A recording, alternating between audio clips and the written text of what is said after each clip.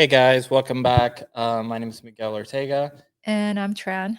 Ma, and yeah, so we're going to be going over the making of our new short film, The Voice in the Hollow.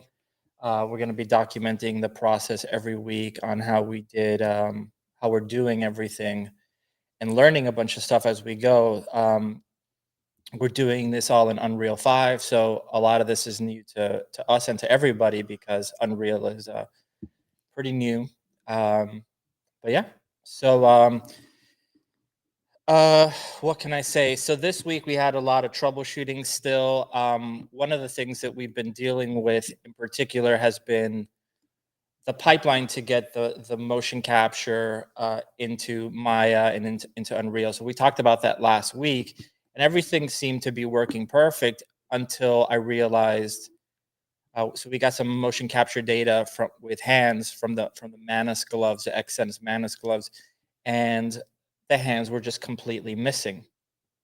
So if you look here on this interface, uh, you could see that you do have to identify all your fingers here. This is not set up at the moment, but this is just to show you how we had to identify all the fingers, which we talked about last week.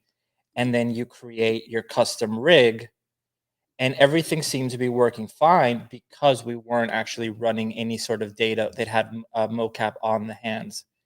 As soon as we did, it was not working, and this thing drove us nuts. And what was really surprising to me is the lack of documentation to fix this. There was just nothing that could be found that at least I could find. And our rigger, Stephen Hewitt, we just couldn't find a solution for this. And it was driving us insane because we were doing all these different tests. We were trying to come up with all these hacks to copy the channels individually and paste them over, and it just wasn't working. And you could see here in the custom rig, there is no interface for fingers. So that really sucks. So what we ended up having to do, let me see if I could find this. Just give me 1 second. Is create a custom tool that would allow this to happen. And I actually put it in the description. Let me just find it real quick for you guys. So it's an XML script that you have to run, and it would give you this control. And the fact that this was not like readily available, I thought was so messed up. I mean, not messed up because there's this very niche, but I wanted to make this available for anybody that does have this problem of retargeting skeletons with fingers. And I want to make sure I put like something in the what is that, the little hashtag or whatever, so that people could find this, because I spent days trying to find this. So let me just find this real quick for you guys. So just 1 second.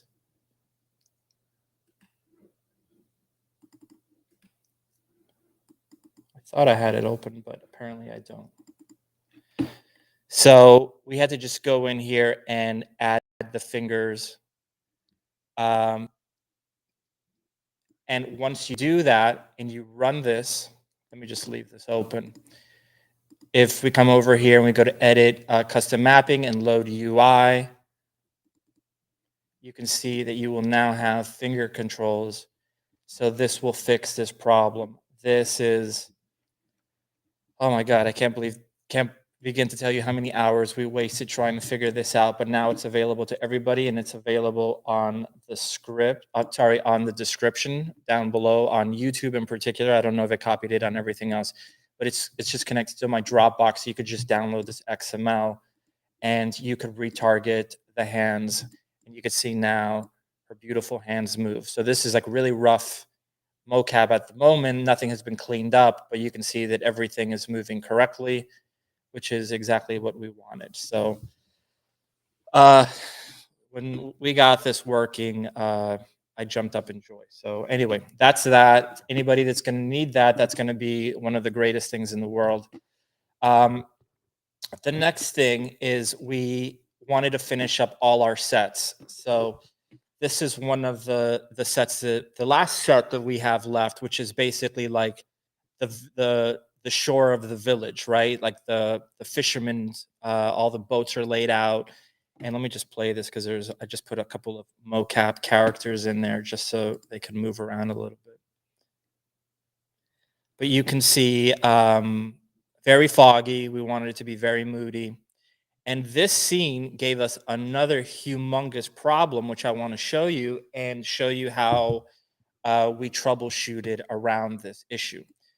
So one thing you'll notice is there is water here, and this water acts extremely temperamental, and so is the fog when we're using it with HDRI, with an HDRI backdrop all together. For some reason, it's acting crazy, and you could see that if I zoom in around here, that it might not happen now that I'm trying to get it to break. So let me see if I could get it to like pop over here. Of course, it's not going to break now, but let me see if I could get it to break. I mean, in the meantime, I guess I could show you some of the stuff here. So you could see all the boats were modeled out in Substance Painter. And then they have these little roofs. All of these rocks here are like Megascan pieces that are put together. So they say that Unreal 5 doesn't work with the landscape tool or with water. So maybe that's why this is not working correctly. And you can see now, as hard as I try to break it, it's not breaking. Yeah, I know. Isn't that funny? Like it was so sensitive. Oh yeah, you were doing it earlier so much, and now you can't break it. But that's how it goes. Yeah, but let me see if I can still break it. My God, this thing would break with me sneezing. But what would happen? Let me see if I could get it to break again. In the meantime, you could see like the water, shore. So we put a lot of detail into this, and a lot of this stuff you can't even see it. So you can see there's like fishing nets, and there's let me not try to break it so that it breaks. So you can see we have like nets here that you barely can see, and this is all geometry, which is the most amazing part about this is super heavy, and it just doesn't even care. It doesn't budge. It just does an amazing job. You can see we have our fire from a few weeks back. We have some mocap here just for now, just so that the characters are moving, so we could get an idea of what it's going to feel like at the end. Because the idea, of course, is to have this be filled with men pushing the boats into the water. But anyway, let me show you the problem. I'm gonna show you how I fixed it, even though I'm not able to show you it breaking, which is really funny. It's gonna break the minute I'm done talking. But basically, what would happen is the water would all of a sudden turn off, and then the fog would get extremely bright. Let me see if I do unlit, and I zoom into this beautiful fish here, or zoom into this basket here, and then I go back to lit. Wow, it's like really robust right now. Yeah, it's incredible. So maybe it's breaking now. No, I guess it's working fine now that people are looking. But anyway, the solution that I found, if anybody has this problem, because I posted about it on the virtual production Facebook page, and no one had an answer for this. If your fog starts acting really weird with HDRI, the solution that I found is this. If I come over here to my exponential height fog, because that tended to be the thing that was getting really messed up, and the water, I would turn off the exponential height fog and go to the HDRI backdrop, and I guarantee you it'll break during this stream at some point. And I would just set this to movable and back to static, and all of a sudden the water would pop on again. And the minute the water would pop on again, I knew that if I turned on the exponential height fog again, all the lighting would look correct. Like I said, it was doing it all the time, and now all of a sudden it's not. Oh, there it is. There it goes. There it is. So you can see the lighting just broke.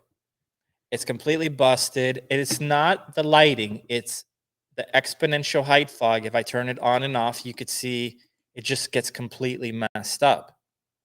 And then you also notice that the water looks completely messed up. It's no longer reflecting the HDRI for whatever reason, who knows, right? And this thing, I can't begin to tell you how many hours I spent on this, because I'm like, is my scene ever actually working, or was it broken when I thought it was working, because it's always reverting back to this.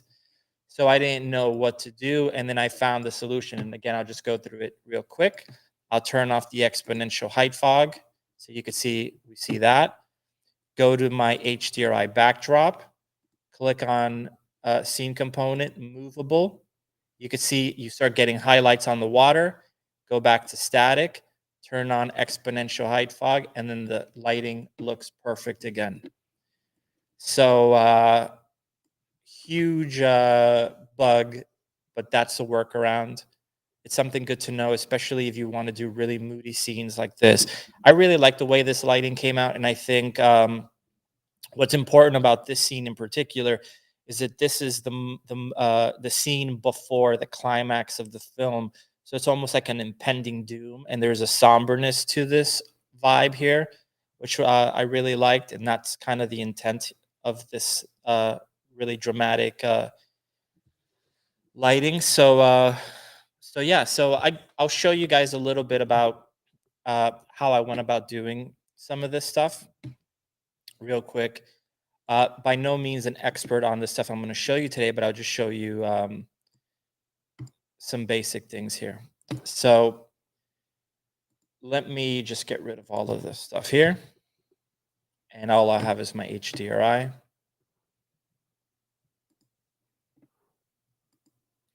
Okay. So I just went into my landscape tool, and I'm just going to leave the default settings on. Something that's very important, if you want the water to work, you have to turn this guy on.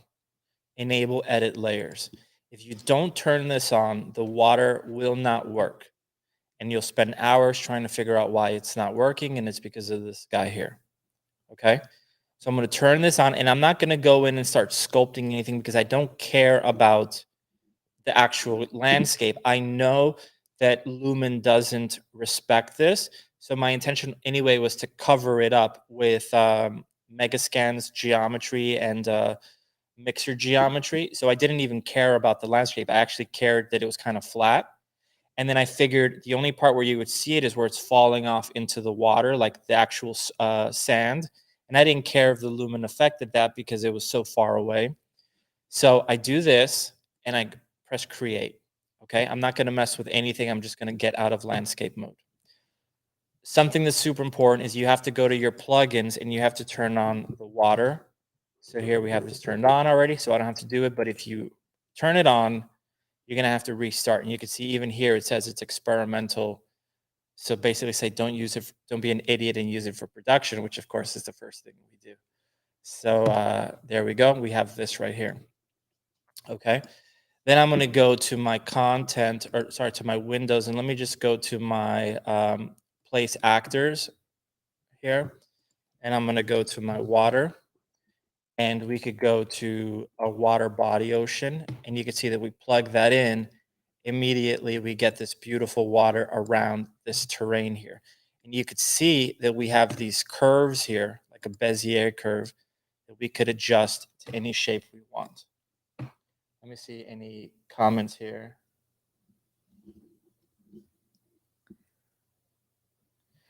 Yeah, nothing worse than someone in the Maya threads talking about,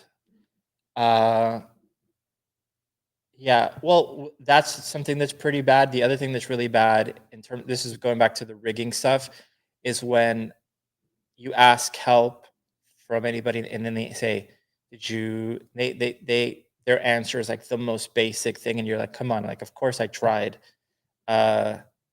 restarting, or of course I had motion capture data on the hand. So whatever, yeah, it's very, very tough. But okay, so let's go back to the water. So you can see we have these Bezier curves here, and you can see we could adjust this to whatever size we want. We could right click on this and add a spline point, so we could make like Star Trek island if we wanted to. Just put a spline point here, right? So you can see something is getting a little weird there with HDRI. So my HDRI is probably a little too high, so I'm just going to bring it down. And let's go to our terrain here, and it's acting a little funky. So let me just do that. Okay. And that probably has to do with the height of my HDRI. But you can see we have a nice fall off. And if you zoom in here, you could start seeing this really nice water line. And if you look from below, you're actually going to get this really nice distortion. It's pretty impressive for being real time. It's pretty incredible. And you could see that there is a post-process volume under the water. So it is a little bit foggier underneath, which is incredible. So we have this, and we could go, we could close our place actors window now, and we could just come over here to our settings. And if we click over here, let me put this on the other window, you can control the fall off of your shoreline. So you can see this is literally like your island, and then how the shore falls off to the bottom. I'm not going to mess with this because I actually think it's fine, but you could make it as hard of a fall off as you want. So you have that setting there. Okay. And there's a few settings here like fall off angle, fall off width, which are controlling more than anything the stuff within this shape here. So you can see that when I bring this up or down, you're going to start seeing an ugly line here. Let me see if I can reset this here. Yeah, you can see it there. So that's controlling the stuff that's within that region. So again, I didn't want to mess with any of this stuff in here because my idea was to completely replace this anyway.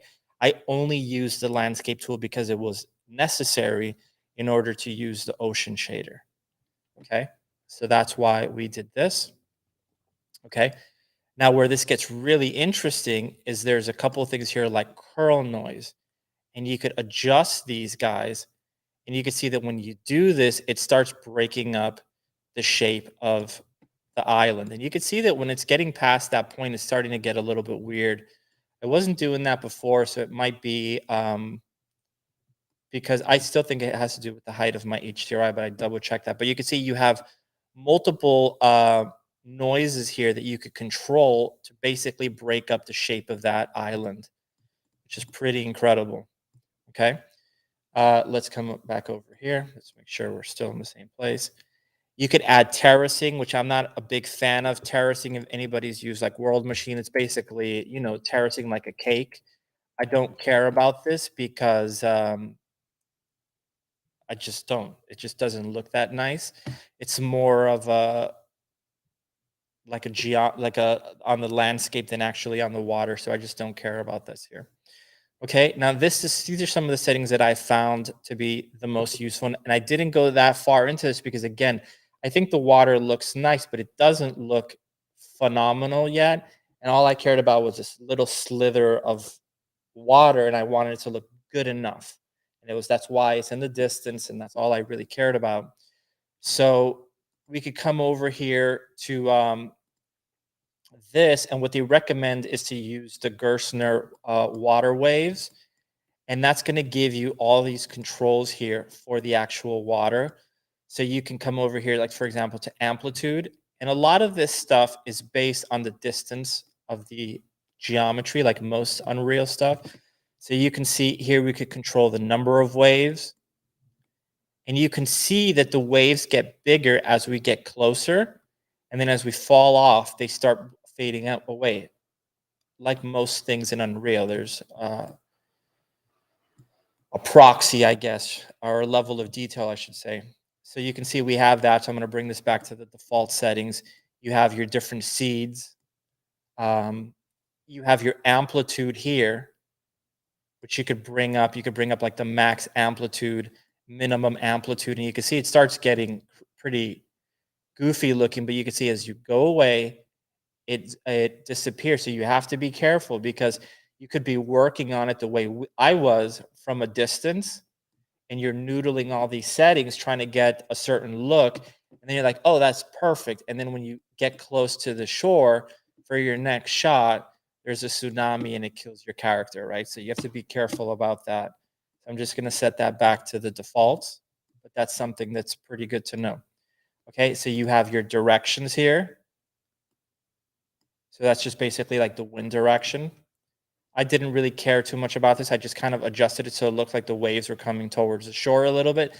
But again, I didn't want this to look choppy or to look like Santa Monica or anything like that. I wanted it to look like a pretty subtle lake because I knew that the water simulation was never going to hold up to what I wanted it to do. So by just keeping it pretty mellow, I didn't have to cross that quality threshold that people are going to say, oh, the water looks crappy. The next thing you could do is if you go into your settings here, sorry, your shader, you have controls that more than anything are affecting like the high frequency noise that you see as you get close. Okay. Now there seems to be two different settings here, stuff that is close to the camera and stuff that happens to be at a distance. And you want to control each one of these guys separately because sometimes if you have too much normal maps on the waves in the distance, it could start looking a little bit noisy and almost repetitive depending on the angle. So this is where you have these settings like default distance normal strength. So this is controlling the normal map distance on all the parts of the water that are furthest away and the stuff that is closest. So you can see the near normal strength. So you have to dial these guys down. So yeah, these are pretty cool. So you can see if I come over here and I go to like near, let me move this guy over, near normal strength, and I crank this up, you could see that it's really just the high frequency breakup. The size of the bigger waves are controlled out of the shader mostly. This is just like the detail. And so I'm bringing this back to this, and you can see if I go to the distance, so the default distance normal strength, and I crank that up, you could see that it's like a different water almost. It's like the stuff that is further away and the stuff that is closer to us. It's very odd, but it is what it is. Okay, so you can see that once you're over here, you can see, wow, that looks terrible. So you have an aerial shot. If you over crank this default distance normal strength, it's going to look terrible. We bring this down, and you could see this is another thing that drove me crazy. If I reset the settings, it still looks crazy like this. Some of these guys, you have to turn them off and turn them back on, and you could see that it goes back to what you would expect. But if you don't know that, you could be noodling things, right? And you're like, okay, oh, it looks perfect. And then you save it, and then it's refreshing it, and then everything looks terrible. And you're like, wait, what the hell did I do? And that's one of the things that I found difficult so far has been, when do I know that what is broken, or when it's broken, is it fixed? And when I think it's fixed, is it actually broken?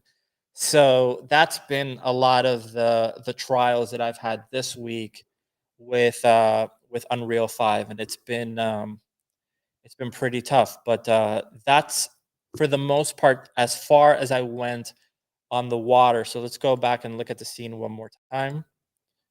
So I'm not even going to save that.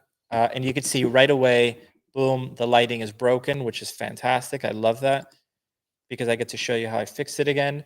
So again, I'll just turn on my camera view, and let's go to our details here. So check out the water. You can see there's no reflections on the water at the moment. And you can see this blown out light here. Click on directional light. We're going to turn it off. Actually, sorry, exponential height fog. We're going to turn it off.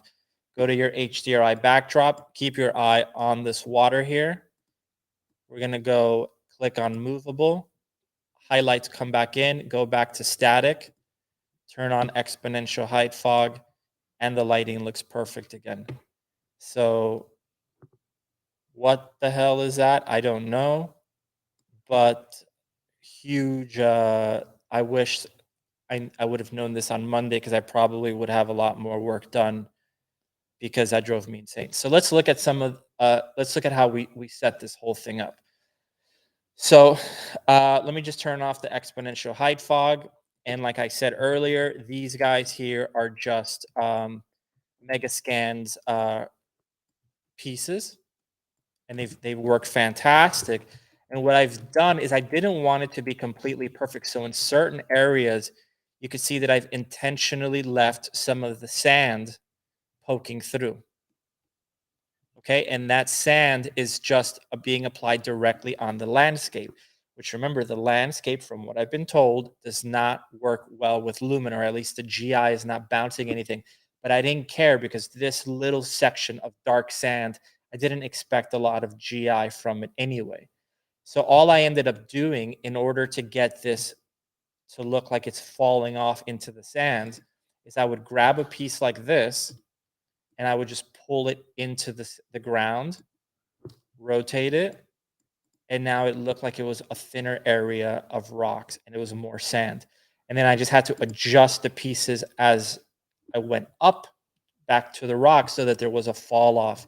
And that's the same thing that is going on over here. So if I come here and I turn off the water, you can see we have the same thing with the shoreline. Let me turn off the post-process volume so we can see this a little bit better. And you can see with the post-process volume, you can see some of the repetition a little bit more. So you got to just rotate that like so. But it works pretty well. And the only areas where I try to keep some of that stuff was in the foreground. So you can see more of the sand showing around this area. And then everything else, I try to keep it pretty much with the Megascan stuff. That way I could get as much of the GI bouncing around. These canoes just done in Maya and then brought into Substance. Nothing fancy about them, but you could see if I turn this off, there's like little puddles inside the water that has been built up inside of the canoes. So nothing crazy. But, you know, a lot of detail that you just completely do not see in the final shot. But what I always tell people is it's not whether you can see it, it's whether you can feel it. And I believe that you do feel all this stuff. I started putting fish in there, and at this point, I got really lazy. I'm like, you're not going to see a damn thing. All I cared about was the silhouette at that point. So I have these like really ugly fish and hooks that are just shoved in there. But again, you can't even tell in the final shot. These are pieces that were modeled for the wide shots, so it totally is fine. Now you can see this here will probably not be on the rest of the shots, but for this one angle, it worked really well to have something far in the background. So I just grouped this whole section here. Let me just minimize this. I just call it side stuff. So I could just get rid of it for the other shots because that's not going to make any sense. But for that one shot, it's going to look nice that it's there.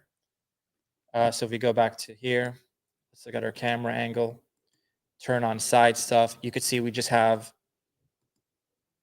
this nice silhouette in the background. You can see the post-process volume, like always, is making a gigantic difference. This looked a little bit too much like a fire, and I want it to feel like early morning. So yeah, that's where our post-process is coming in. In terms of the lighting, let's take a look at that real quick. So let me turn off my exponential height fog, because that seems to be something that we're getting a lot of responses on, is the lighting. There's a couple of lights here. So there's a couple of spotlights here that are just casting blue light down on the center area. It makes no sense why they would be doing that, but I thought just add a little bit more blue. All of my lights, if I go to my details here,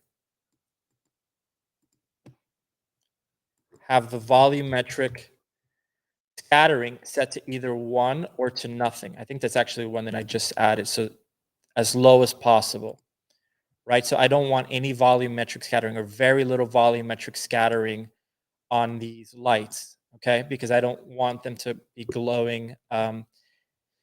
The majority of the HDRI of the volumetric is coming from the HDRI, which you can see is a really nice HDRI that we have, but ultimately you don't even see it. So we have a few lights that are just bouncing light on the canoes and stuff, just to pick up a little bit of highlights. So it's not all just coming from the skylight. So there's a lot of fill lights. Here's like an orange light coming down, illuminating the fireplace. And you can see it right there. I turn it off. You barely notice it once the fog is on. We have another one over here just to illuminate this back wall. An orange light from a campfire or whatever that is at the distance. You're never going to see it, but just to pick up some detail.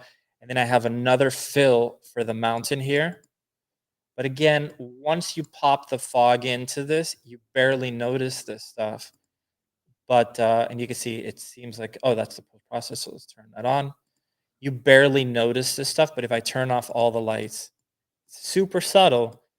But you can see we're picking up a detail here. So I wanted this all to fall into silhouette. That's fine with me. But I wanted some detail in the foreground. And I still might put a little bit of detail to pick up some of the nets and some of the fish. The other thing, I probably add a little bit more rips onto this fabric. I don't think it was ever meant to hold up this close, so we'll probably cut up the edges a little bit. And then we're going to make some tiki torches. I don't know if they're tiki torches, but just torches to put on this. But yeah, so that's that background. You can see we just put trees to break up that silhouette, and then we place these little fire embers all over the place in the background, just so you could feel the sense that there's life in different places. And then we have our mocap data on the girl sitting in the fireplace. This is all temporary. And then another one waving over here, just so that we could start getting a feeling of how well are these objects going to read at a distance, because they are very silhouetted. But yeah, that's that. Let me see if there's any questions on that. So thank you guys. So yeah, that's that on the shoreline. I'm gonna pass this on to Tran, and she'll show you some of the amazing stuff she's been working on. She's been working on the cooler stuff this week. I've been troubleshooting more stuff, but Tran, do you want to go? Okay. Let me load up my screen. Hold on. Let me pull this out because I already know. Thank you, Michelle. Okay, so, oops, I think I have the wrong screen. Let me do that again. That's the infinity loop. Yeah. Yeah, I'll share this in the meantime. All right, here we are. Okay, so I did multiple things this week. Last week I showed how I was working on this model. So if you look at the video last week, you'll also see like the cloth sim that I had for this character. You should pull it up. Do you have it open? No, I'll pull it up in a second. Okay. So yeah, so we wanted to, it is very art directed if you're looking at it. Obviously, it's not realistic, right? And we decided to go with the aesthetic where the body looks like it's made out of cloth. And that's just how the animals look in this world, right? And then there was a couple of things. Like the biggest thing for me with this aesthetic is just figuring it out and art directing it and trying to come up with a look. So it's really always a design challenge more than a technical execution challenge. I mean, there's things to worry about technically, but I think we want it to be kind of flashy and see how it goes. Just push the style a little bit more. So you can see that it's cloth that has like some metallic paint on it, right? And then it's still following a little bit of the pattern of what an anteater looks like. Okay, and then we decided, hey, let's just make it blue. This could really pop in our environment. So that's this look. Let me load up.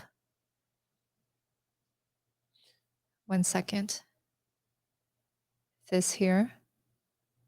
I love this guy, and just a spoiler, we're gonna kill him, so it's gonna be pretty brutal.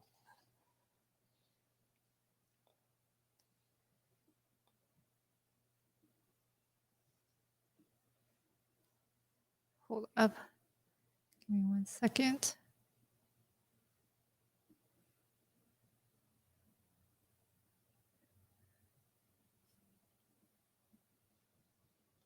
Yeah, he's gotta die, Michelle. He's gotta die. So let me pull up the animation.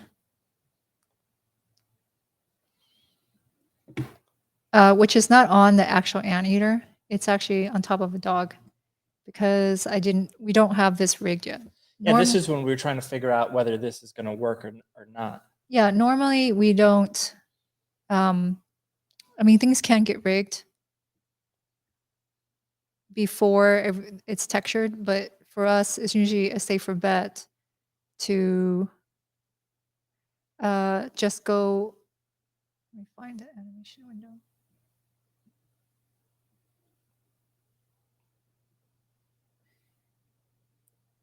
Is to actually make sure how the art looks first and that it's going to work before we actually rig it. So if you see here, it's kind of moving kind of fast. Let me set this real time. This is how we want the animator to move, right? Again, this dog just came from, I bought it on CG Trader. It had an animation on it, and I just wanted to make sure it was going to work. So this is the look that this character over here will have once it's moving, which I think is going to be nice. I'm sure, though, you know, once it starts running, there's going to be all kinds of other things to troubleshoot and to deal with. So that's this one here. The other thing I you can see what Elvira just put. See if I can do. He's a pinata. Are you saying that because my name's Miguel?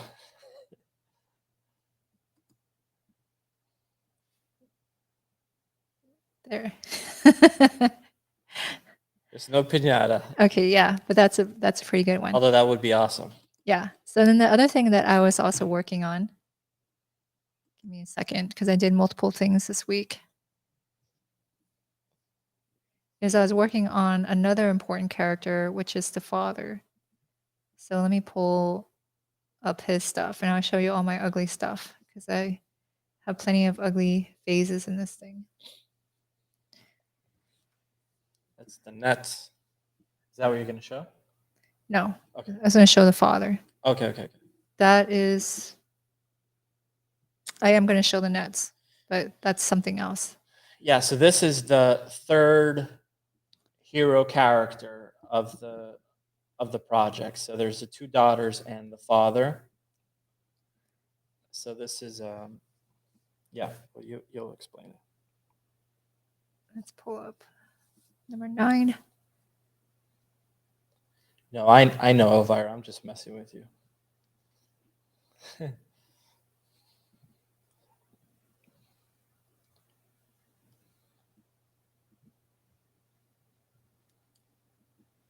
me 1 second. There is a version here where it has all the iterations that I went through. Okay, so here this is.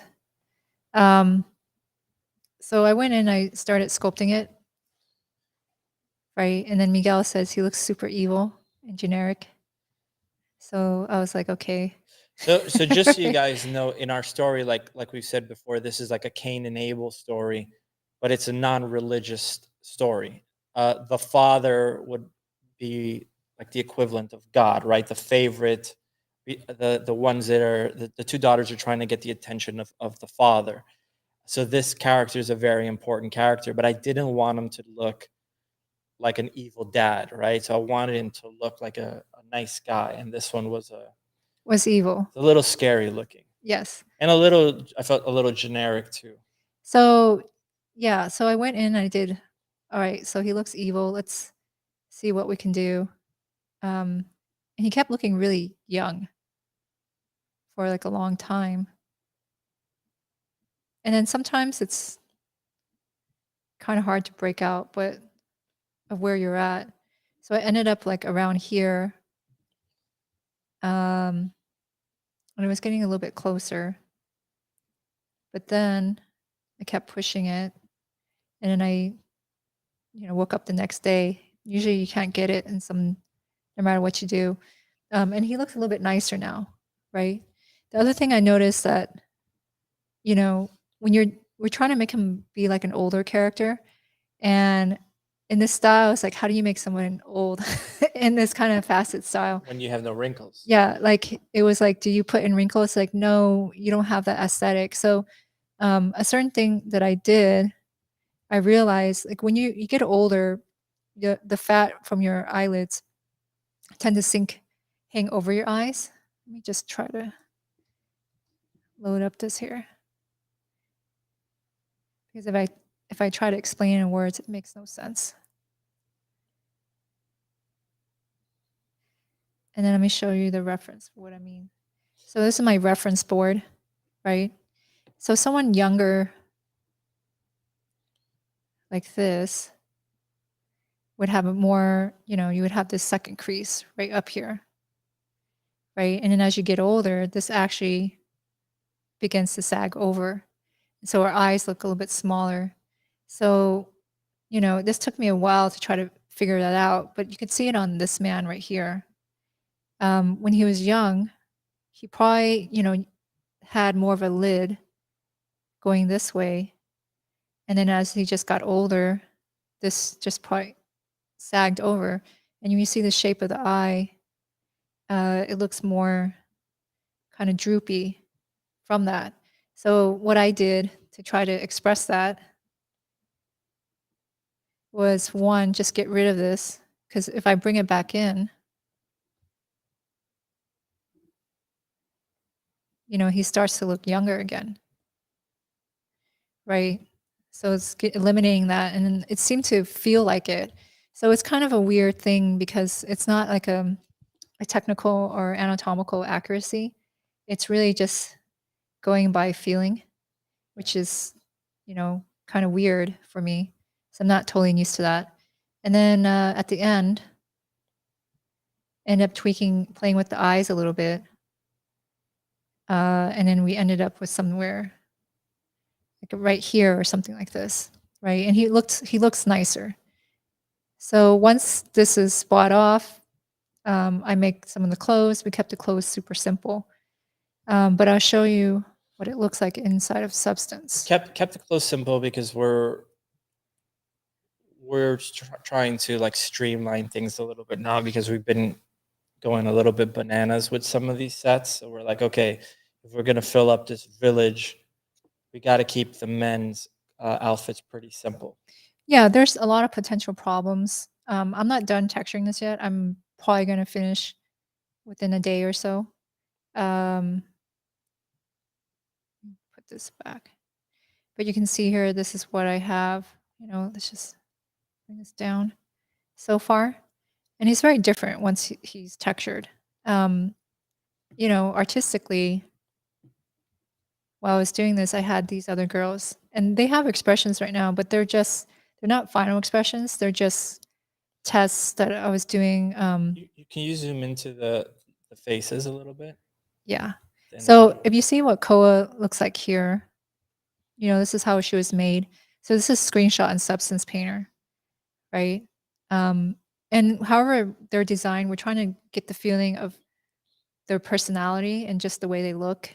So hopefully when you look at her, you think, she's cute and childlike still, right? This one here, Chris Bosjanik, he's doing all our face shapes. He actually did a bunch of stuff. I came in and messed around and tried to put teeth back in here because they didn't actually have teeth in a while, and then handed him the teeth file. But while I was doing this, it's like, what does her personally feel like when she smiles, right? And how goofy is she? And then the teeth, it being gappy, I think that kind of adds to her goofiness. Their cuteness. Yeah, she looks cuter this way. So we want her to feel cute, and she is our main character. This is screenshot in Maya. That's why it doesn't feel complete, right?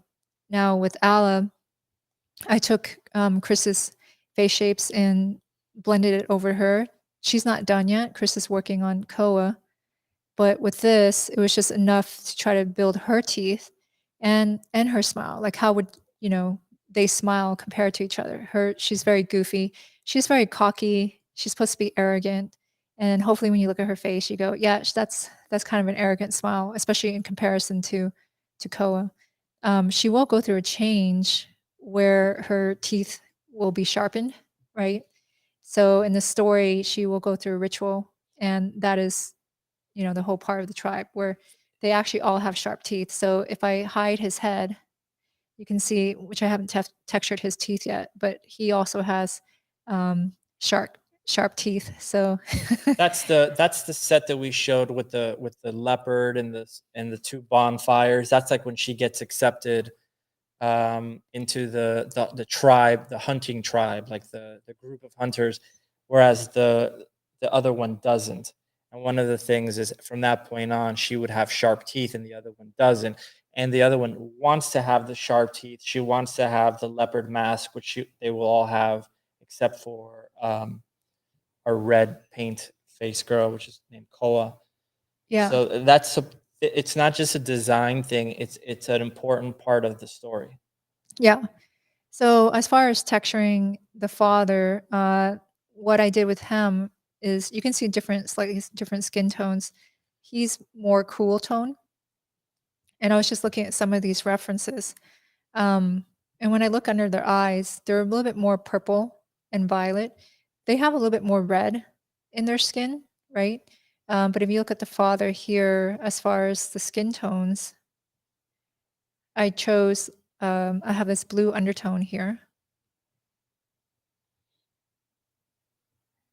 It's not really updating or unupdating.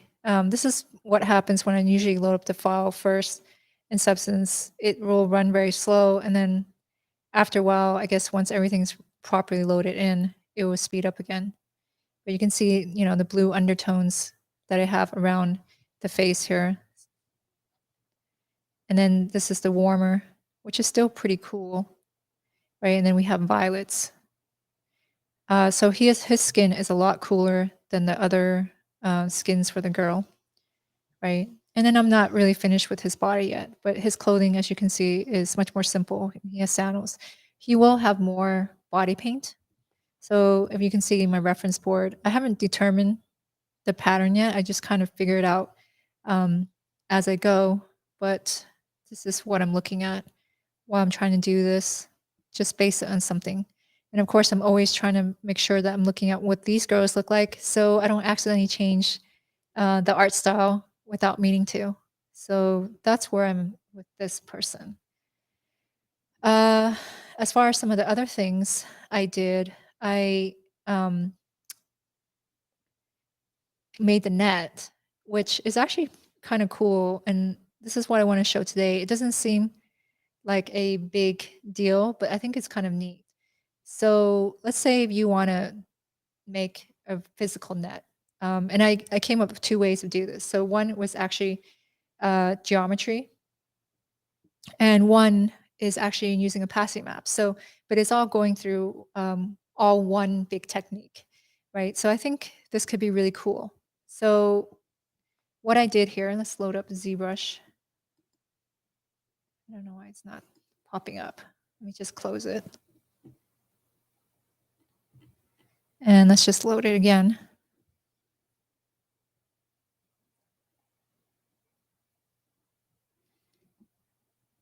Okay, so some of you might know this already, but even if you know this, you might pick up a couple cool tricks and techniques that could save you a lot of time. So let's just say I pick out a plane like this. And let's turn on the polyframe view. You can see I have all these squares here, right?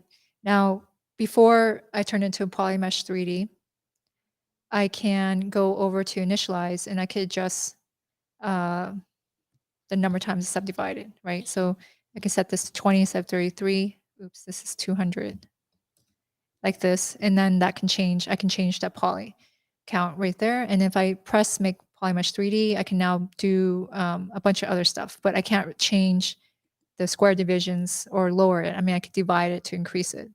Now, if you go under dynamic subdiv, you can turn this on, and I'm going to turn off the smoothing. Normally what it's used for is just to kind of pre-smooth. So it's like in Maya, how you can preview what the mesh looks like smooth. But it also has this feature that was introduced a few versions ago called micropoly. So if I go here, I can turn this on and I can pick whatever here. And these are all default from ZBrush, right? So let's say I pick this ring. You can see that it's going to populate everything as a ring here.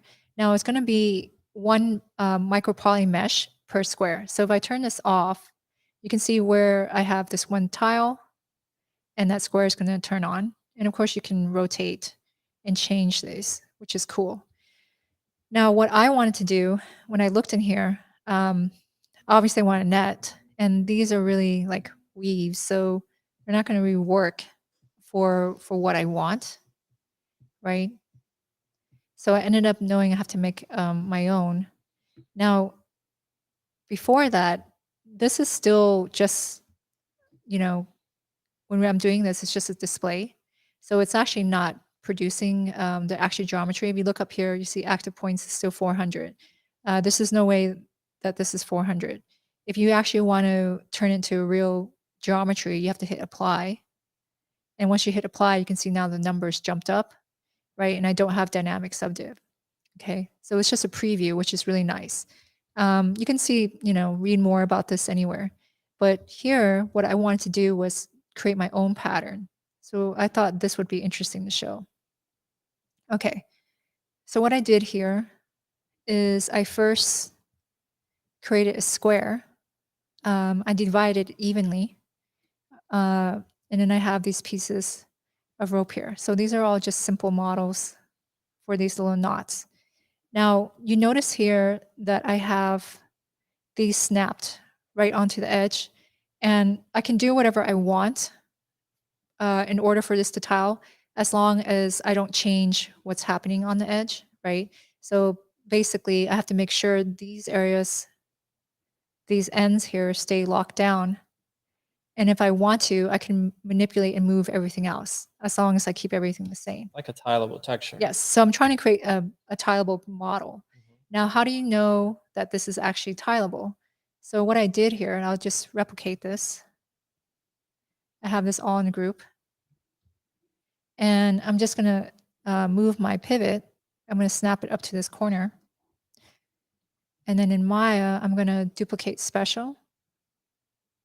This window's over here. Set it to instance. And everything is just zeroed out. It's just default. My scale is at 1. There's no rotation. I'm going to hit apply. And I'm just going to snap this over here. Let's erase this. Apply again. And snap this over here. And this time I'm going to have to move my pivot over here. Now what I'm instancing is actually the group, right? I'm not doing the individual pieces. You can see this is called A, and now they're renaming them to A1, 2, and 3. Okay, let's do this last one here. And this is really important. Whatever you instance actually really matters. So you don't want to instance the pieces. You want to instance the group. Okay. Now, since the group is instance, if I move this around, you can see how it's moving everything else around. And I can see where I might misalign or mess stuff up, right? So we can see how this works. If I accidentally move one of these pieces without meaning to, and I lose my alignment, you can see what happens there. But I can catch my mistakes really fast. So my first one, I just made it like this. Okay. Now you can introduce variations into the micropoly. And some of them have variations, right? And I want to show you how to make them. So let's say I was happy with this one here.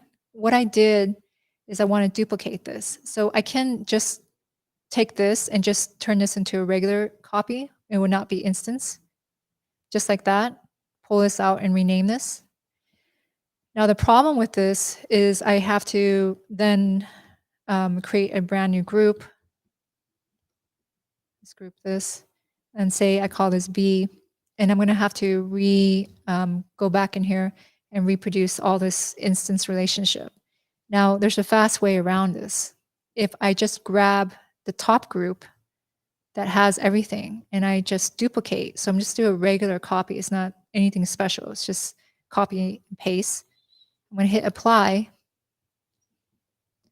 Now, because I copied everything here, this relationship doesn't change, right? So I'm just going to call this B. I should rename all of these, but let's just do one. But you can see my relationship is still maintained amongst here. And if we look, whatever I do to this one is not going to affect the other one.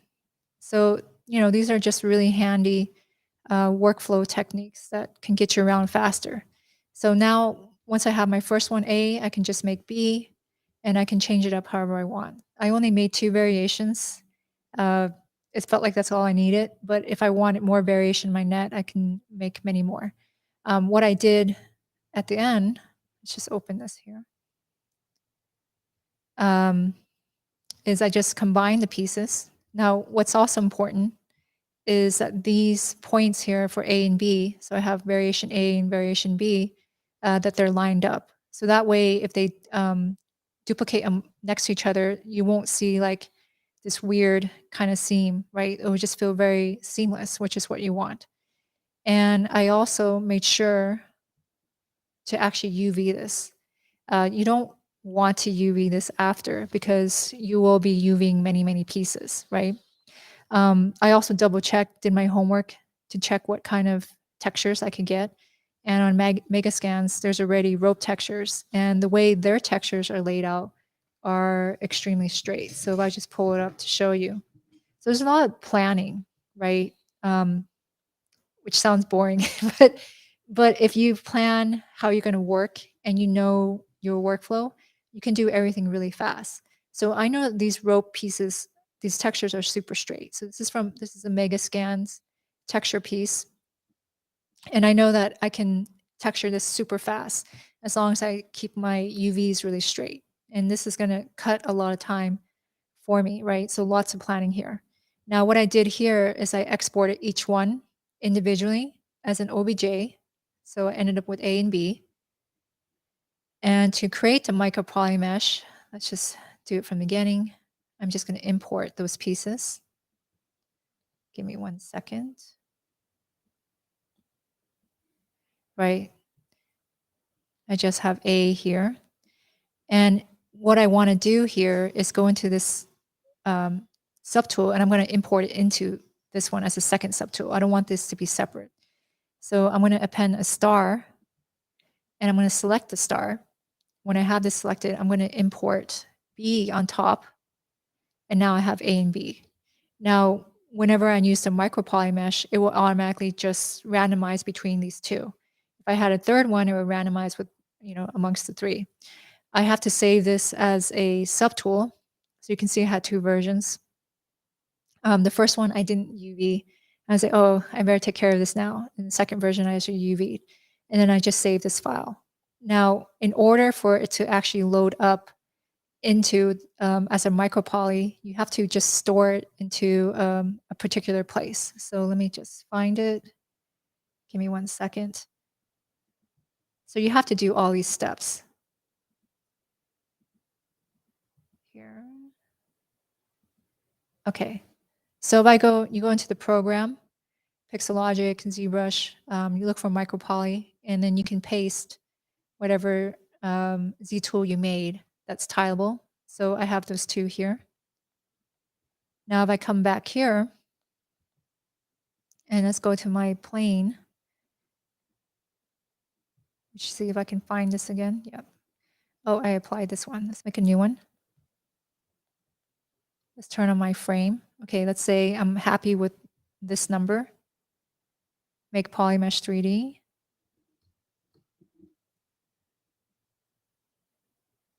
Turn this on. Turn dynamic. Turn off my smooth. And you can see I have Tran net F. Now this came in rotated sideways. I can just fix it by rotating it. But you can see now it's loading this up. So this is great. So I have this working. My UVs are there. I can always apply this, double check. I can morph this out. So that means that they're reading it correctly. Now, how do I actually get some kind of cloth out of this, or how do I shape this? You might have this, and you could do a couple things. You could shape it while it's still a polyplane right before you apply, right? So if I undo this and I have it like this, so if I grab this and move this around, right? And then I have this on, you see how that changes that, right? And I could just do something like that, and then that could work. I do think, though, that the squares get messed up, and this is still not how I want to drape cloth. So I decided, how can I use Marvelous along with this technique? So let's load that up. Okay. So what I did here, let's delete this, is I just made this piece of fabric, and you can see it's spiky up here because, this is the end of my net, right? It's going to be sewn together. So net is a net. It's not going to be one square piece. So it's sewn over, and it kind of is like this tapered shape at the top. All right. So that's fine. Now, if I just look at the default topology here, I can't actually use this with the micro poly at all, right? Because one is triangulated. Also, if I try to convert this over to, say, quads, it's also not going to work out. So just give it 1 second. It takes a moment for it to convert whenever you switch from triangle to quads. Okay. Okay, it finally did.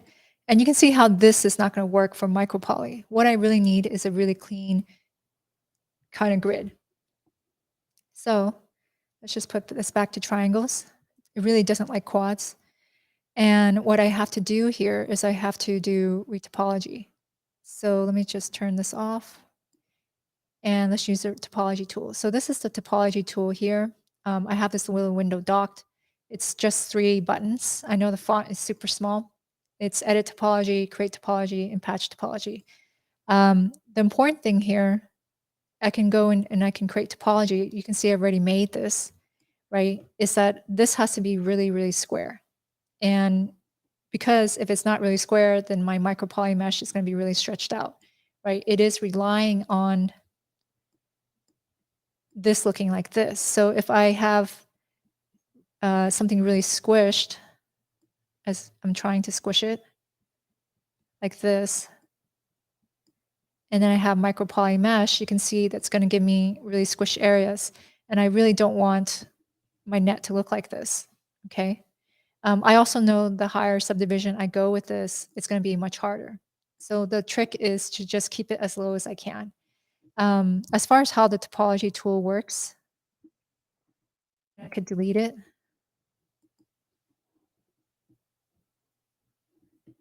Just to show you, I'll end up reloading this again. It is kind of hard to delete this. It feels like you have to delete every dot. Tristan says the net looks amazing. Oh, thank you, Tristan. Okay, so if you want to do topology, the first thing you're gonna do is just open this window. You're gonna go under create topology, and you can really only draw, well, you can draw triangles, but you're gonna have to draw each one like this. You could start from here to here. Now, if I want to move, I have to go to edit topology. So it's a little bit clunky, right? I go back to create topology. I hold Control Shift, I can slice. So I can slice these ends here, just like this. So it's not so bad, right? And then try to slice these evenly like this. Go back to create here and just manually connect these points. If they don't turn blue like this, it means they're not created. So sometimes you'll think that you closed it and it'll still look clear like this. it doesn't represent a polygon. Now I went in and I did that to the whole thing. Let me just reopen this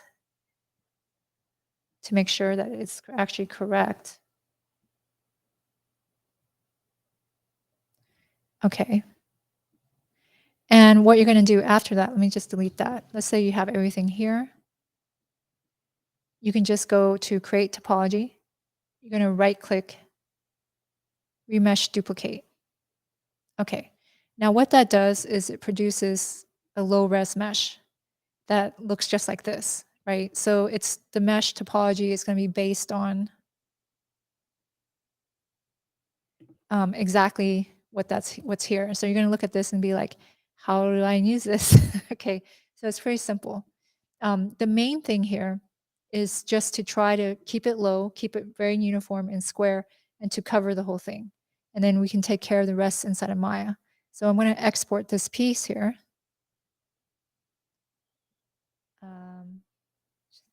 Let me just save it in a folder. So I selected the low one. I'm just going to call this low. And let's keep my UVs.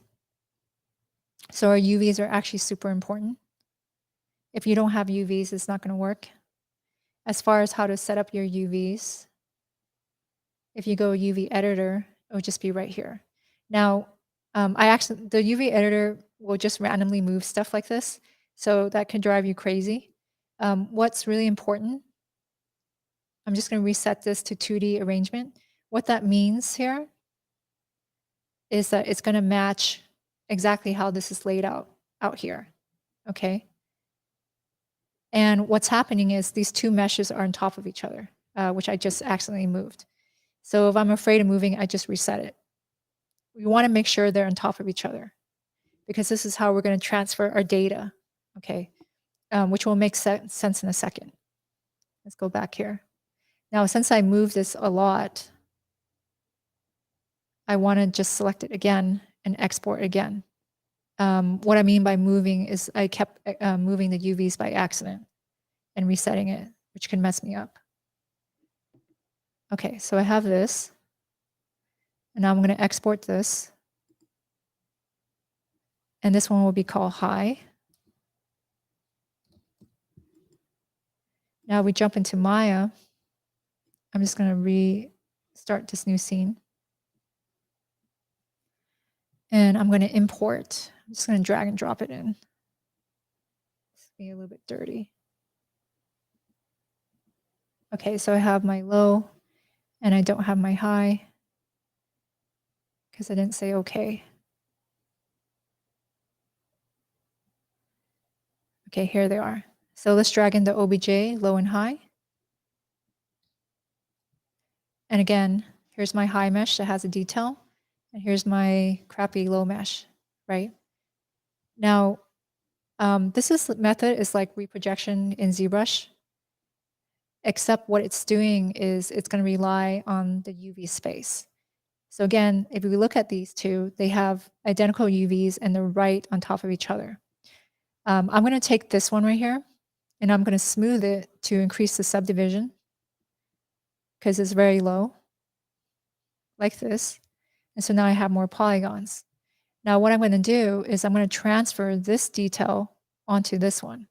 So you want to select the source, which is this is the source of the detail, and this is the target afterward, right here.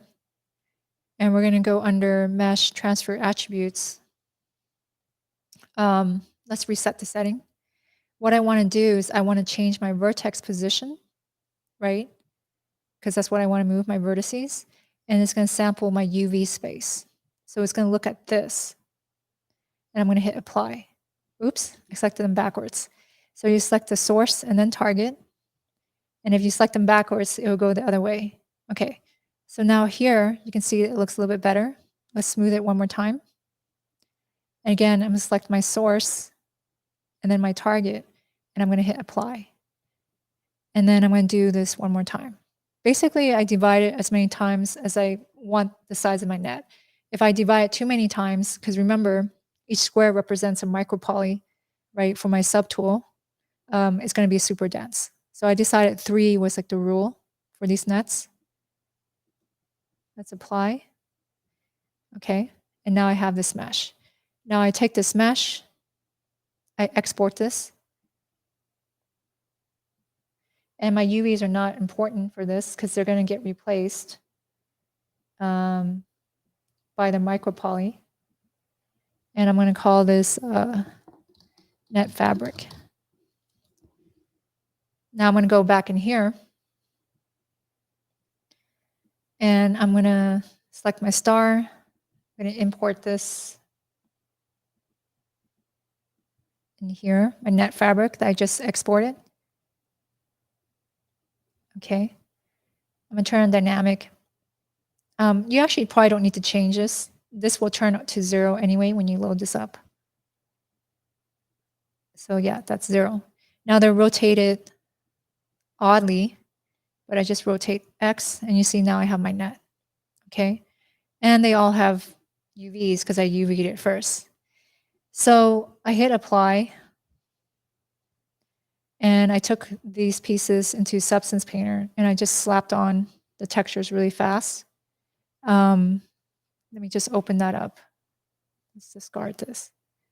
Now there was, I feel like maybe a drawback to this, which I'll bring up in a second. Let's go to my net. It's loading. The drawback is it takes like 5 pixels on the screen at the end. Yes, that it was. Okay, so here's my net that I imported, right? And if you look again at my UVs, let me just load that up over here. When I brought it in, it's really slow. That's one thing. Because when we look at this mesh, it's like 2.6 million. And it's really hard to be lower than this because you can already see that it's not actually high. It's not, just yeah, repeating a lot. It just adds up and it becomes like a ton, right? It looks cool for a close-up. And, you know, the textures work. It doesn't have any fibers or anything like that, but I don't think we're going to get that close. And one thing to note, though, that I think is very important is even though it's crazy high, I have like 5 of these in the Unreal scene, and it was the equivalent of like loading a sphere. Like it didn't care at all. These were not converted into nanite because they were They're too little. thin. Yeah. So it's just bringing in 10 million polygons. I'm just throwing them around in real time With lighting and everything. fog. It doesn't care at all. And Yeah. then you have one net in Substance Painter or one net in Maya, and it's having a freaking heart attack. So okay, yeah. So that's cool. But in the back of my head, I'm always trained, like you shouldn't always push the software to an extreme limitation if you don't have to, right? So I could leave it like this, but I know that this could catch up on us if I keep working this way, where I'm doing fine detail like this and it's 5 pixels big on a screen and it has like a ton, it's heavy, like it's too heavy, right? Yeah. So I'm looking at this and go, how can I use what I've already made and turn this into a texture with opacity? So let's go into the next step. Okay, so I decided this is cool, but this is not efficient. So I want to turn this into a literal texture. I'll show you what the textures end up looking like first, and they're cool. They work, but of course it's not as high quality because they're flattened textures. But I ended up creating tileable textures like this. So I'll just load some up, right? And this is based off of everything I've done so far. So I have all my passes. I have my albedo, I have a height, and then I have normal, and I also have an opacity pass like this. In order to get this, you do kind of have to do pretty much all the steps that I did, with the exception of like the marvelous one. Okay, so what I did here is I'm going to create a plane like this, and it's not applied mesh 3D yet, and you can tell because it looks different here. There's not a lot I can do with it. I can also still change before I make it polymesh 3D, I can change my division. So I'm going to turn on my polyframe so I can see what my topology looks like. And I'm going to lower this to like something more reasonable, not 84, like 8. Okay, like this. And I'm going to turn this into my polymesh 3D. And I'm going to do the same thing. I'm going to turn on dynamic. I'm going to load my micropoly like this and rotate it. Okay, so now I have like a tileable kind of sheet, right? Because everything was made tileable from the beginning. Now, how do I capture this texture? It's captured directly in ZBrush using this function here. When you go to texture, you can grab unshaded dock, right? So what this does, if I press this button, is it just takes a screenshot of what I have in here in my document. And my document is literally this, let's change color, this square that you see right here. Now, this aspect ratio and this fade here is not going to help me for texturing. I really want this to be square, and I don't want this kind of fade background on my texture. That's only going to make things really terrible. So first, let's take care of that. Let's go over here. Under Document, you can turn off the fade by turning off the range. And I want to set it to black because I think black's the safest. So I'm going to set my color to black here. Make sure these are just black on both ends, right? And go to Document. I'm going to hit back. And now I turn my background black. So that's good.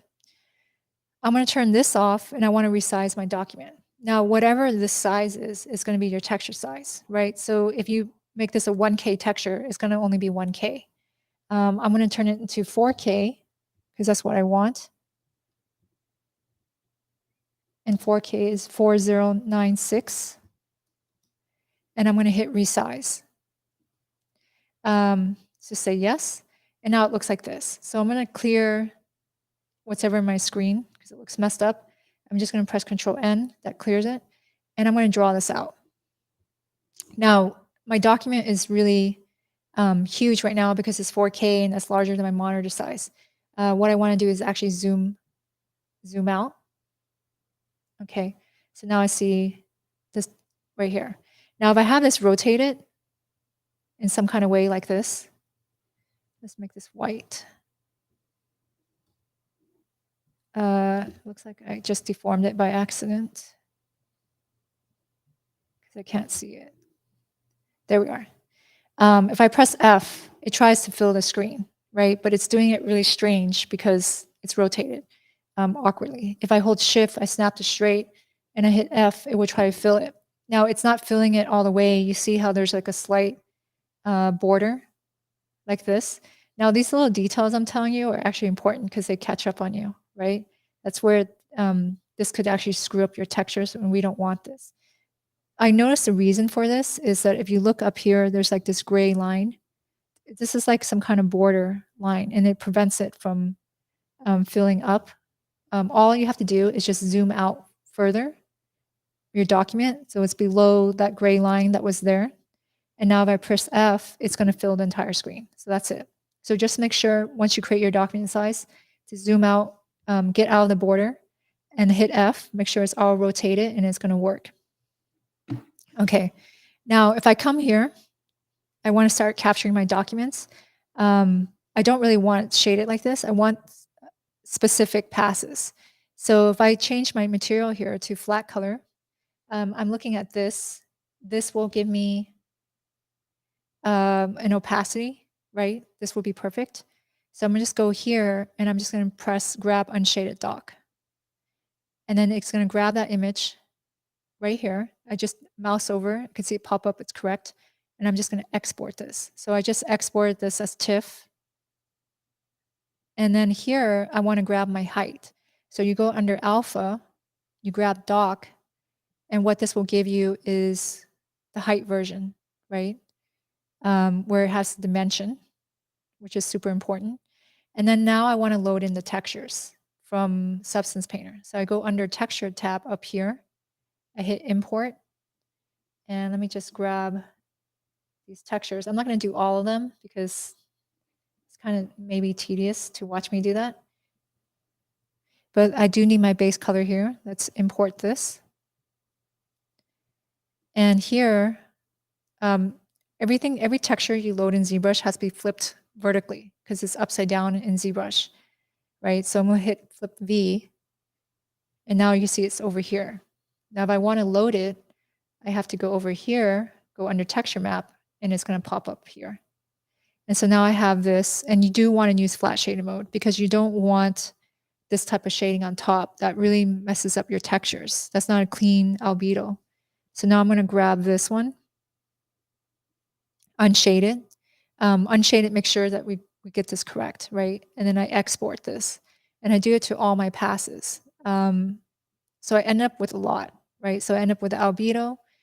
This is the height here, just from ZBrush, from the grab height. So you can see how that gives me the dimension Very of the nice displacement. Yeah, it's a nice displacement. And the height rope is also height, but includes the rope texture. And then the normal, of course, is the normal version. And then I have my roughness. So I have everything I need, right? And I know that they're going to all be tileable. So now if I go back into Substance, let's actually load one of the cloth pieces. So let me just grab that real quick.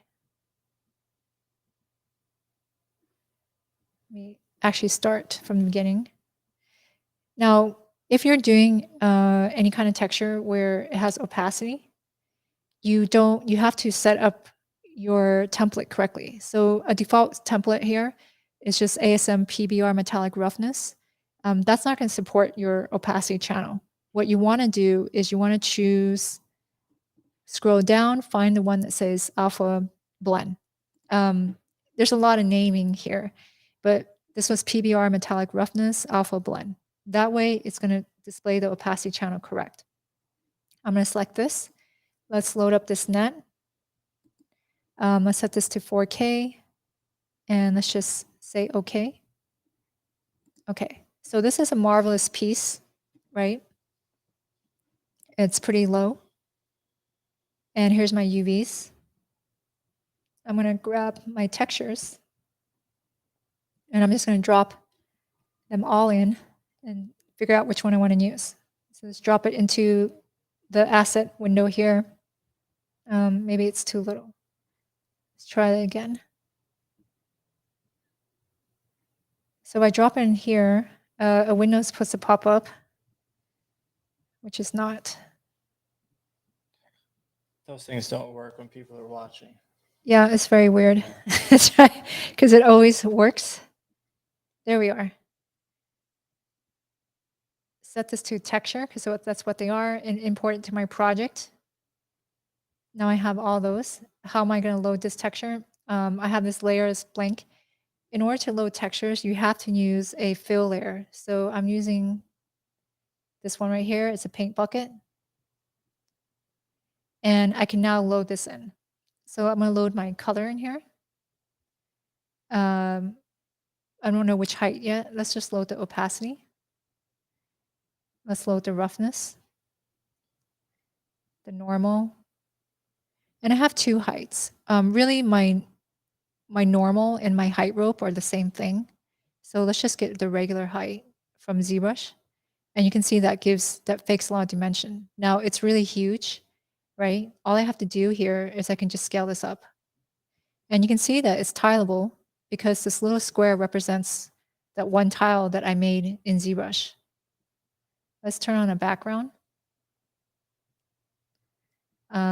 Not this one because it looks really busy. Just blur the background. Yeah, let's blur it out. There we are. Like that. Okay, and then I can tile it here, I can tile it here. But this will give like a really light net texture, right? So I have one now that if I want to really hold up and be close like this, then I can, but this one will work really good far away. And, they're derived from the same source. So, it's not a waste of time. So we're using one way and then splitting off to create two different things. Yeah, like we do have some shots this shot that we have of the shoreline, you might see the nets really close, but then we have this wide shots of the village, which we might just want to have a bunch of nets hanging on the top of the hill or whatever. It would be stupid to put a 2 million polygon net if it's literally that small. So this is a great thing to have. Okay. Yeah, it's great. And I did feel for a moment, oh, that thing in Miguel's scene was a waste of time. And I thought, no, we can actually get something else out of this. And if we look at this here, this is ultimately all of that work, and that's it right there. Like when you really look at it, it's a tiny silhouette. Yeah, but it's now very easy. I can just take that piece that doesn't need 2 million poly detail and just bring it into Substance, tile it, and it's done. And I have a light version that will work, and a high version and a very light version.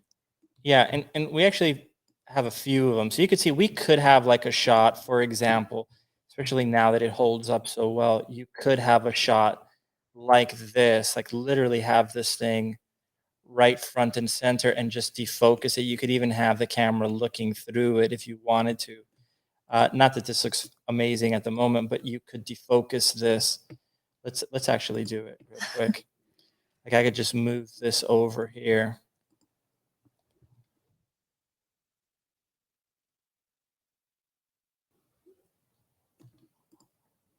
And if we needed it to hold up that close up, you could see we could get pretty close. Some of the defocusing in here looks a little bit funky. And again, you could see the scene broke again. So let's fix it again, because trust me, you guys, Unreal guys, are going to experience this. It seems to happen with dark lighting and very moody scenes. Well, I think this one has to do with the water, but you could see again, so we just turn off the exponential fog. You know it works. Look at the water and look at the reflections of the water. Come over here to our HDRI, click on this, movable, and back to stationary. The highlights are back, so that means when I turn on my exponential height fog, the values are back to normal. So, but yeah, that's how we put this scene together. Some of the characters. Does anybody have any questions on any of this stuff? Because we kind of ran out of stuff to talk about today pretty quick, even though we did a lot of stuff. If anybody has any questions, we could go over any of this stuff again. I saw a comment earlier that I didn't notice from Juan Bulgara. So yeah, that's cool. So Juan was saying that he just wanted to chime in. Thank you for the insight. He just got his mocap suit this afternoon, so I'm on the edge of insanity with excitement, like a kid who just got a PlayStation 10, even though the great mortals are still playing on 5. Yes, that's how we're feeling as well. We still haven't gotten ours, but we should be getting it soon. Yeah, there's a lot of work that happens behind the scenes. Like Miguel has been dealing with casting, talking to actors. Yeah, we think we cast the father already. A really good actor from Ghana, has an amazing voice, amazing demo reel. He's acted with some incredible actors like Sean Penn and Giovanni Ribisi. So some pretty great body of work, and we still haven't locked him down yet, but it seems like yeah, very promising. Yeah, very promising. So there's that. There's dealing with that. There's talking. You spend a lot of time talking to Rigger. We spend a little bit of time talking to Chris about art direction. So that's the type of stuff is like, well, what is not really sure how to show that other than just some screenshots of like, here's what I talked to Chris about, but there's at least some kind of visual to show. Yeah, a lot of that is just us running around screaming with our hair on fire, basically. Like, how do we fix this? How do we fix that? We do have all the blend shapes for the faces first pass, but I don't even want to get into showing that because I'm trying to get Chris Bosjatnik to jump on the stream next week or the week after that, and he would go over the creation of all the blend shapes. Yes. So Chris is an amazing artist who worked on some awesome movies. And I think it would be a very interesting stream once he jumps on. So you'll hear his 2 cents and stuff. The one thing I will say is, like, once I lit this shot, it made me reevaluate one of the earlier shots we had, and I realized, like, oh, I've never been completely in love with it, and I know that I want to go back now. And why do we have to kill the anteater? Why do we have to kill the anteater? It's actually a really important part of the story. It's not just that we're evil, even though Tran is slightly evil, but it has nothing to do with that. It's just it's important for the story. Yeah.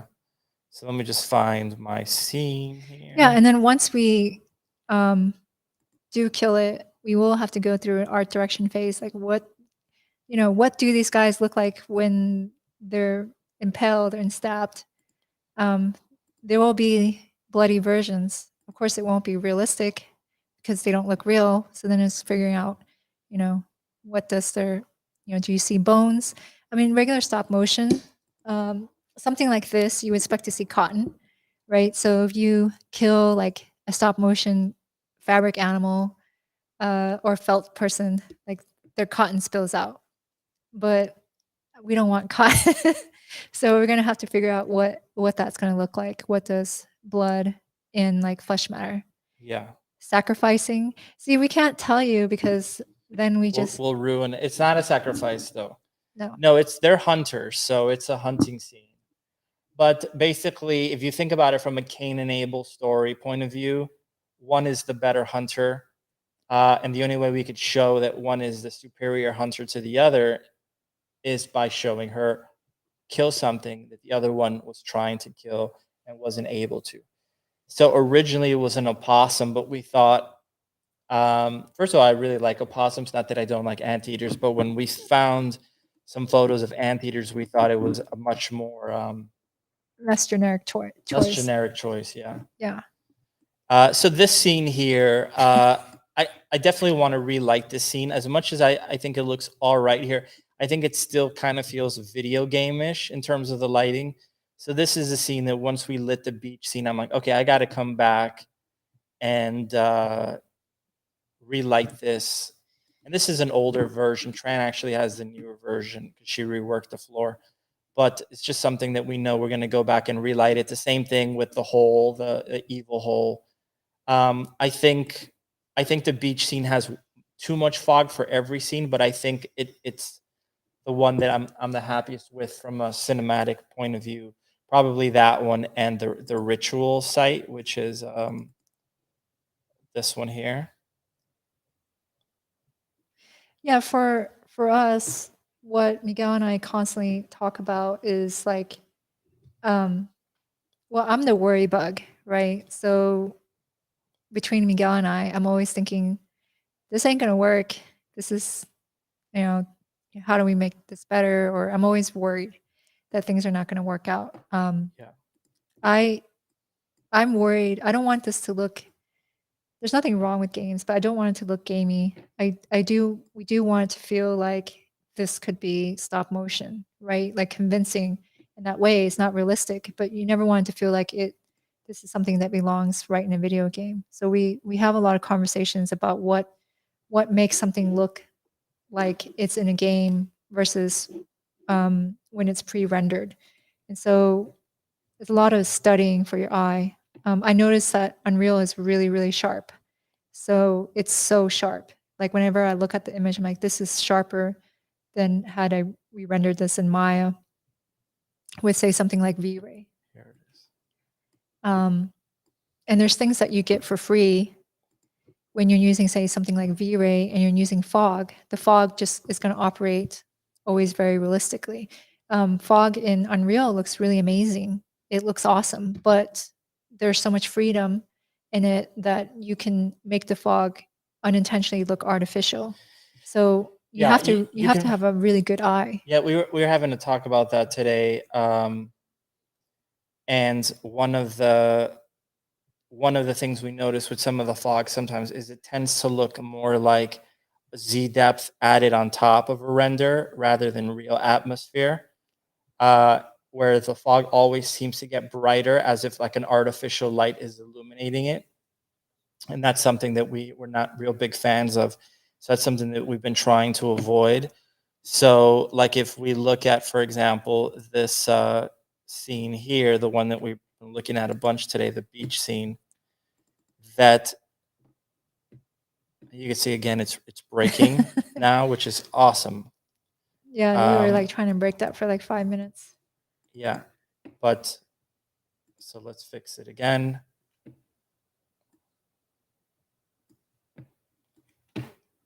And I have to turn this on in order for this to. Okay, so what we see a lot with V-Ray fog that we don't like. Let me hide this here.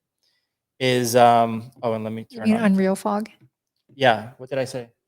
V-Ray fog. Yeah, with Unreal fog.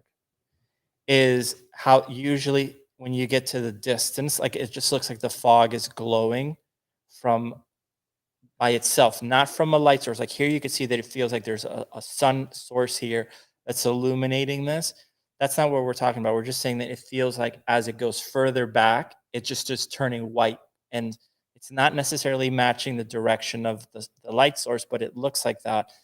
I don't like that. I really like when things start disappearing into the fog, which is the way it actually would work, not that the stuff behind those that tree line would be extremely brighter because it just doesn't feel good. I like things vanishing in the fog.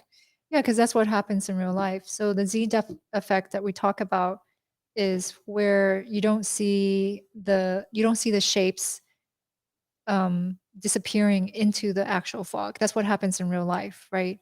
And it also fog will darken your scene. So if you think about when you wake up in the morning, if there's a foggy day, if it does tend to actually be a little bit darker. If you remove that fog, all of a sudden you would have a lot of sun. Yeah. So the Z-depth effect will not eat away at your forms and your shapes, right? Like the way this one here, part of the reason why we really like this is that the fog feels really natural and it feels like more what we would expect in V-Ray. And you get that for free in V-Ray. You don't necessarily get that for free in Unreal. You have to dial it until you get yeah, there. and the other cool thing about it is we kind of stumbled onto this. We were talking about this earlier, how in Unreal you can have happy accidents where you're just moving these sliders around and all of a sudden you're like, let me just see what happens if I completely overcrank something. Sometimes it'll look, terrible, but sometimes it'll look kind of cool. So yeah, that's how this happened. We were just moving the sliders and I'm like, let me just see what happens if I overcrank it, because it just wasn't having the somber feel that I was after, and that kind of brought it together. Elvira saying Cain and Abel went to sacrifice the sheep. You're right, except since we're not making this a religious story, her just killing the anteater to give it to her dad was kind of messed up. So we thought, what would be the equivalent of that?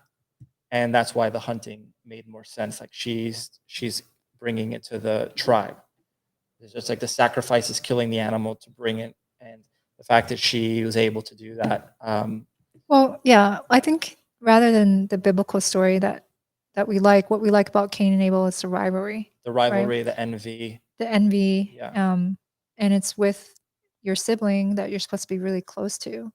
Yeah. So that's what makes it, I think, more interesting and kind of toxic. Yeah. Which is more interesting. Yeah, totally. Yeah. So anybody else have any other questions? I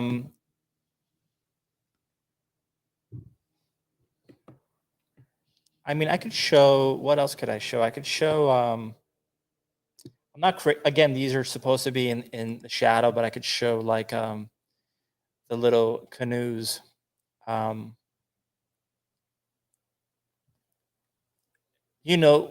I, at this point, I was like, I just got to crank these things out as quick as possible. I don't care about making them super detailed, but they are pretty detailed. I tried to find some on like Sketchfab to see if there was already existing canoes. One of the things I didn't want to do is get canoes that looked too high tech. And what we found were like these type of canoes called dugout canoes tended to be the ones that had the best look. So you could see I wanted it to feel like there was always some sort of water in the bottom. Okay, and if you looked inside of the dugout, you would see that there was some built up little puddles from the fishermen just fishing, right? And there's a little bit of water here and there and scratched up. You know, the texture work on it, meaning like this stuff is far from fancy, and that's on purpose. We didn't want this to look like really beautifully painted. We wanted it to feel like, you know, kind of basic, kind of like something a tribe would have. These were not like Nordic ships. These are not some of the tribes we've seen have like these beautiful, like the Alaskan ships are painted beautifully. This is not what we wanted. We wanted this to really feel like a dugout. And then we've placed these kind of holes here so that we could stick like a seat in here or just to give it a little bit of detail. But all of this is just done. Let me just go through some of these passes real quick. Well, there's a question. What's the question? Hold up. Will you guys do more compositing outside of Unreal? Possibly, yes. So I'll give you an example of where we would use compositing. Like if there's a shot, if I come back to this for a second, and then I'll come back to the dugout in a second. Because I was actually thinking about this today. If I had a shot where I actually wanted to show this character maybe from underwater,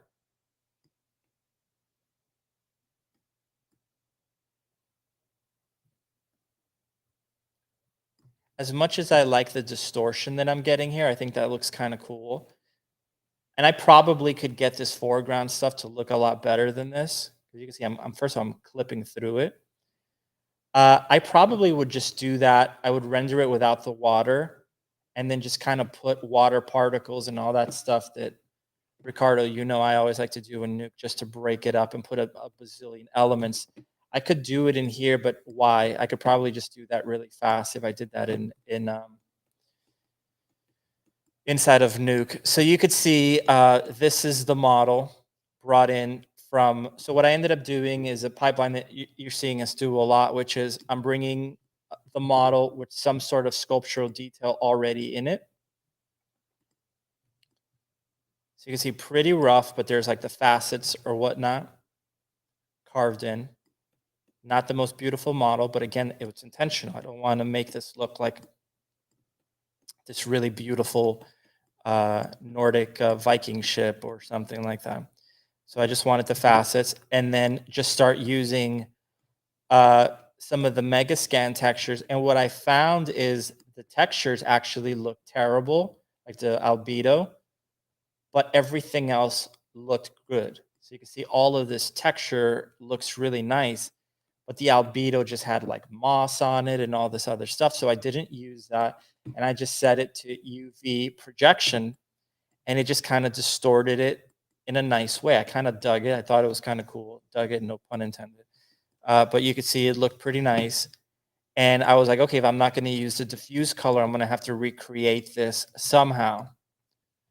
So what I ended up doing is just grabbing some more, I think this was like plywood, which is not the most exciting texture.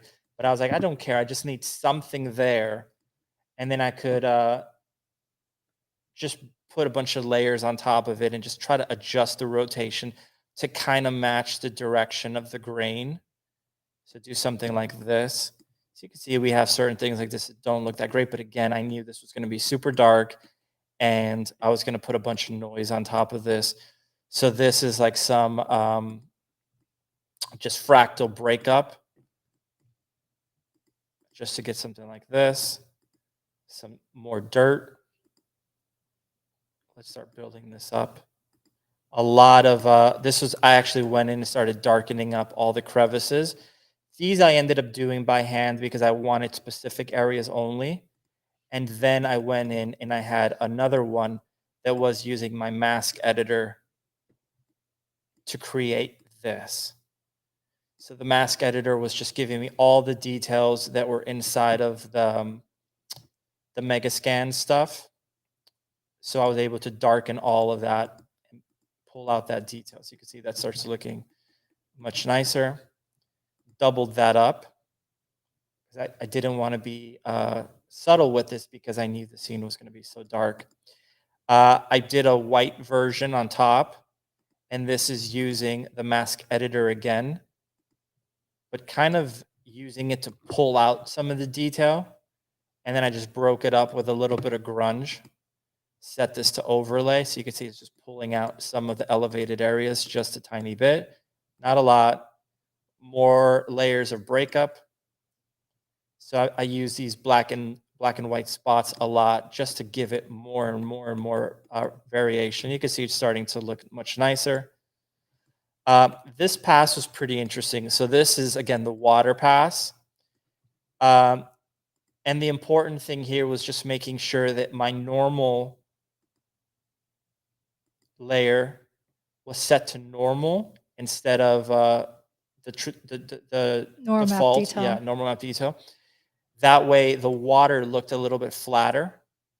So it looked like the water was actually wiping out some of the detail. And you could see that when you look at the water, it looks like there's much less detail in the areas that have water because the water is coating it essentially. So you can see it gives it a nice little detail. Do you see it in the shot? Of course not, but Yeah. it's better to go a little bit heavy because you might see it in another shot in that sequence. So that's giving us the nice gloss breakup, so the nice wetness. And then I just started painting like the ugly patterns on it, or I shouldn't call them ugly, but the primitive patterns on it. I originally wanted this to be white, but it didn't look that good. Once I put it in the shot, it was standing out a little bit too much, so I wanted it to get lost. My original goal was to paint like a bunch of different variations, so they didn't all look the same. But once I saw it in the shot, and I realized that you can't even tell what the pattern looks like on any of them. I was like, okay, that's just not going to make a difference anyway. So why waste my time? And then this, I just went in and just kind of darkened certain. I don't want to call them panels because it's obviously all made out of one piece. But I would just look at this shape and be like, okay, this kind of has like a little island. Let me just darken that whole thing up. Let me darken this whole thing up just to give it a little bit more variation. That was also darkening, I believe, the inside. Yeah, certain areas. So this definitely darkened some stuff on the inside. Some of these are darkening, like some occlusion. But that's it. So when I went in to pop this in the scene, I realized, okay, none of this stuff is showing anyway. So who cares? So then how the hell am I going to get the variation? And that's when I started doing this roof piece. And the idea originally was to put like fabric over this, because that's what you would probably do. Because the idea of this is that it Yeah. would protect you from the sun. The problem is, since everything here just reads as a silhouette, you can see the light broke again. That would just read as one gigantic blob, which was not what I wanted. I just wanted to have silhouette complexity. So I just went back to, hold on, let me just get rid of this. I just went back to making sure that the shapes read nicely. And then I just made variations on those. So you could see this one is a little bit longer. Maybe this is the one that would have like the kids in it or something. And then this one's just in the back here. They're actually all different. So they're not like the same one, just copied and pasted. This is one solid piece and this is one solid piece.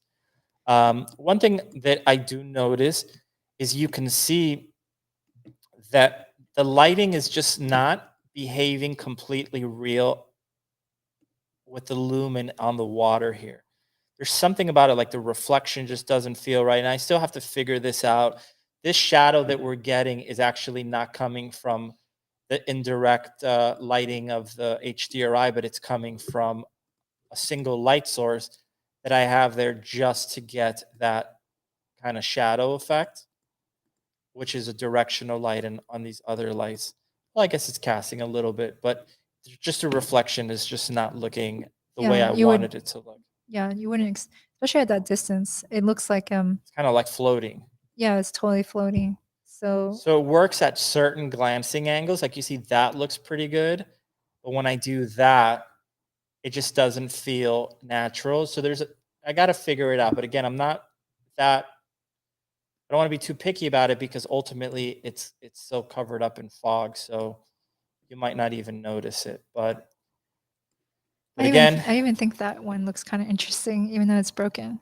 It looks, I mean, I like the other one more. but this looks more like there's like a forest fire going on. Well, it looks like watercolor. Yeah. Yeah. And again, I'm going to show this So- for the 5,000th time, but it's such a pain in the ass. I wish someone would have told me this 5,000 times because you don't understand how much a pain in the ass this was. Turn off your exponential fog, HDRI backdrop, come over here to this scene component, movable, static, set it right back, and then turn on the exponential height fog. Yeah, a lot of this stuff, once someone figures it out and then they tell you, it seems so easy. But when you don't know and there's no source of information, you just have no idea. Like, yeah, I didn't read that anywhere. That's just like clicking every freaking combination of buttons for 5 days until that seemed to do it. Yeah. So as far as what we're going to be doing next week, I will be finishing up the character, doing the extras and stuff like that. Yeah, and just trying to wrap that up. Yeah, I think I want to try to wrap up the casting so that we could talk more about the casting once we have the actors. The other thing is starting to just do the shots, starting to figure out what shots we're going to use. And I also want to, like I said, relight some of the shots because I feel more comfortable with Unreal and I think I could get them to look better. So yeah. That's going to be it. And none of our sets are done yet, really. They just have good enough for now. Yeah, good enough for now. Like it gives us a look so that we're not blind to what our environment is going to look like and what our art direction is. Yeah, because one of the things with all these shots is like, okay, we have this. It's like cool. Okay, so the father walks in to talk to Allah that's going to be standing there. Okay, so now we have the reverse angle of the dad. Besides the fact that you can see that it broke again. So let me just turn this off for a second. There's really nothing back there. So now it's like, oh crap, now we have to figure out what the hell we're going to put back there because we have this. And you could see this is some of the stages of trying to figure out why the light was leaking like that. So there's like these black cards here. That way I could try to avoid the landscape coming through as much as possible. I thought that was fixing it, but that's not fixing it. But I ended up just keeping it there anyway. But we have to fill in the reverse angles of all of these shots because we just don't have anything. Yeah. So there's a lot more stuff to do. Yeah. And then, once you go to an angle like this, let's say this was our next shot, right? And the father's in the background and we adjust the depth of field or whatever. Again, we're going to have to fill this in. And then we might realize, oh, at this distance, now we could tell that these two guys look the same. Again, there's no fog here. That's going to make a huge difference. But we might want to go in and now create a variation of the teepee. And it's not a big deal if we have to re-render the previous shot because there is no rendering. We might realize at this shot, we might want to put some rope on the floor, put some of the nets. Now let's put the net hanging here. And that's something we would definitely do on a shot by shot basis. So here, we could quickly just adjust the focal distance, but it's snapping because I have a keyframe. But anyway, we'll get into all of that stuff next week. I hope you guys got something from this. If you're part of the mocap audience, like I said, the link to the script is in the bottom to be able to retarget the hands. There's not a lot of documentation about that, so that'll save you a lot of time. So yeah, that's it. So thank you guys for tuning in, and we'll see you guys next week. Tran? Yes. Anybody have last minute questions? It's now or never. Emmanuel, thank you so much.